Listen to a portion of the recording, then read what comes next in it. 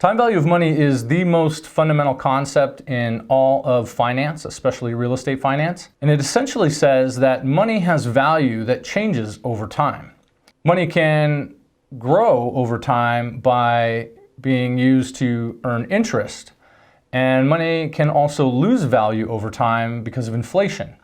In other words, a dollar of purchasing power today has less purchasing power a year from now because of inflation. Let's take a look at the components of time value of money, and then we'll take a look at them graphically. The first is N, or the number of compounding periods. This is the number of times that interest will compound throughout the life of the investment.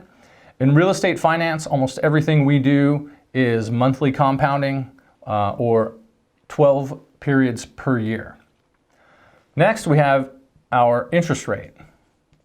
This is the rate interest is being charged on the principal. Next, we have present value. And that is the value of our investment in today's dollars. We also have payments. That would be any cash flows received or loan payments to a lender. Typically, they coincide with the number of compounding periods, but not always. Finally, we have future value. That's the value at the end of the life of the investment. Now let's take a look at these graphically and see how they're all related.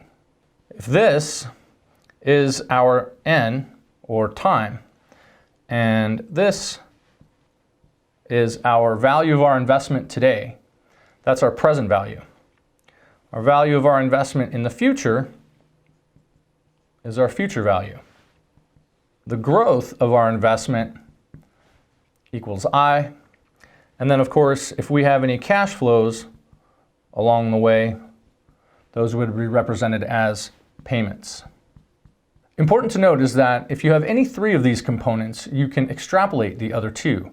And understanding all of these is critical to not only operating a financial calculator, but also to the understanding of finance and investment real estate. We'll go over each of these components individually in separate videos and also do a tutorial on how to work a financial calculator